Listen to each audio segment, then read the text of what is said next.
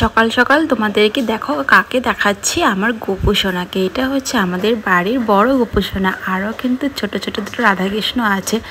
তো এদেরকে আমি স্নান করে তারপরে করব পুজো। তো এই দুজন বসে আছে, ওনাদেরকে কখন স্নান করবো তার জন্য। আর এদিকে দেখো লক্ষ্মীর ঘট কিন্তু সাজিয়ে নিয়েছি, কারণ এটা বৃহস্পতিবারের ব্লগ। তো বৃহস্পতিবারে পুজোর একটু ভেজালই থাকে, তার জন্য মাকে বললাম তোমার আজকে পুজো করতে হবে না, আমি পুজো করি। তো চলো আজকের ব্লগটা এখান থেকে শুরু করা যাক। Hello family, welcome back to my daily blog. গোপুকে ড্রেস পরিয়ে রাধাকৃষ্ণকে স্নান করিয়ে ওনাদেরকে সাজিয়ে দিয়েছি, তারপর দেখো পুজো শুরু করে দিয়েছি। আর এদিকে লক্ষ্মী মাতার পাঁচালি পরে নিচ্ছিলাম। আর আমাদের মন্দিরে পুজো দিতে গেলে অনেকটা সময়ের দরকার হয়। আর সত্যি কথা বলতে মা কিন্তু চাইছিল মাই পুজো দেবে, কারণ মা জানে যে আমার নিজে বসে পুজো দিতে গেলে একটু প্রবলেম হয়। আর নিজের মেয়ের কষ্ট শুধু মাই বুঝে, তো অন্য কেউ কিন্তু বুঝে না। একমাত্র আমার হাজবেন্ড আর আমার ফ্যামিলি মেম্বার ছাড়া এই প্রবলেমগুলো কেউই বুঝে না। তো অনেকের অনেক কথাও শুনেছি। যাই হোক, বাবু দেখো দুটো পটল কেটে দিয়েছে, সে দুটো মার জন্য ভাজা করব। সব সবজি কেটে দিয়েছে, মিক্স একটা তরকারি করবার। এদিকে বাবু ডালিয়াটা করা হয়ে গেল, কারণ বাবু সকাল সকাল আর রাত্রে ডালিয়া খায়, কারণ সুগারের পেশেন্ট, তো তার জন্য। আর এদিকে আমি একটু ভাত খেয়ে নিলাম। ভাত খেয়ে আর কি দেরি না করে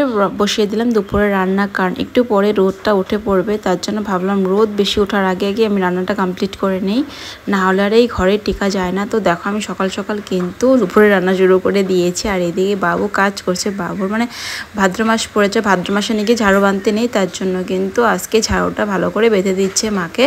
আর মার একটু প্রবলেম হয় ছোট ঝাড়ুতে ঝাড়ু দিতে, আর ঝাড়ুটা যেহেতু লম্বা মা দাঁড়িয়ে দাঁড়িয়ে ঝাড়ু দিতে পারবে কয়েকদিন পরের থেকে, তার জন্য বাবুকে দিয়ে ঝাড়ুটা বাঁধিয়ে নিল। আর বাবু এত সুন্দর করে ঝাড়ু বাঁধে, মানে ঝাড়ুর বাঁধ কখনোই খোলে না, ঝাড়ু ক্ষয় হয়ে যায়।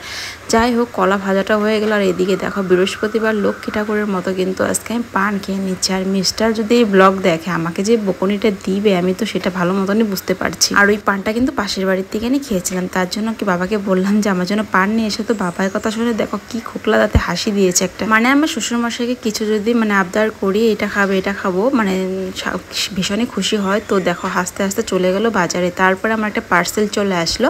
আর পার্সেলে কি এসছে এটা আজকে দেখানো হবে না, পরে একদিন দেখিয়ে দিব। তো আমরা রান্নাবাড়ি বসিয়ে রেখে এসেছি, তোমাদেরকে এখন আর দেখাতে পারলাম না। আর এই দিকে দেখো আমার রান্নাবাড়ি কমপ্লিট হয়ে গেছে। তারপর এখানে বসেছিলাম, বসে বসে ভাবছিলাম কি করবো, এদিকে হাওয়াকে ডাকছিলাম। আর এই দেখো পায়ে আলতা পরেছি, লক্ষ্মী ঠাকুর সেজেছি আজকে। লক্ষ্মী পুজো করলে নাকি পায়ে আলতা পরে পুজো করতে হয়। আর আমার পাওটা কিন্তু একদমই সুন্দর না, পাওটাকে ইগনোর করে যেও সবাই। আর এই দেখো আমার একদম ঘেমে অবস্থা শেষ হয়ে গেছে। এবার আমি ঘরটা মুছে নেব। সকালে ঘরটা মোছা হয়নি, কারণ সকালে কাজের অনেক চাপ ছিল, তার জন্য ভেবেছি দুপুরে রান্নাবাড়িটা কমপ্লিট করেই মুছবো। কারণ বৃহস্পতিবারে ঘর না মুছলে একদমই ভালো লাগে না।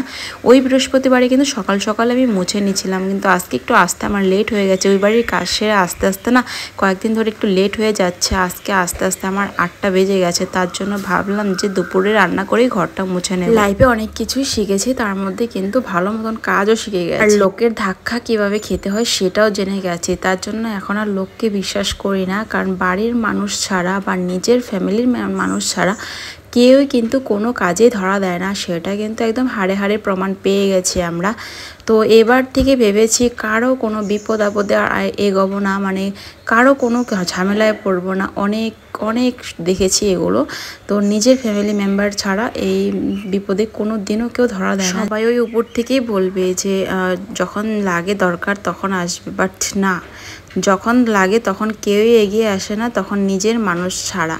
তো যাই হোক, কথা বলতে বলতে অনেক অনেক কথা বলে ফেললাম। অনেকে গায়ে মাখিয়ে নিবে জানি, বাট যারা এরকম কাজ করে তাদেরই গায়ে লাগবে আমি মনে করি। তাই তারপরে দেখো আকাশের মেঘটা কত সুন্দর লাগছে, একদম সাদা ফকফকে হয়ে আছে। আর মানে দেখে মনে হয় যে তাকিয়েই থাকি এরকমটা লাগছিল। আর ঘর মোছা হয়ে গেল। এদিকে আমি কিন্তু ফিল্টারে জল দেওয়ার জন্য জল ভরে নিচ্ছি।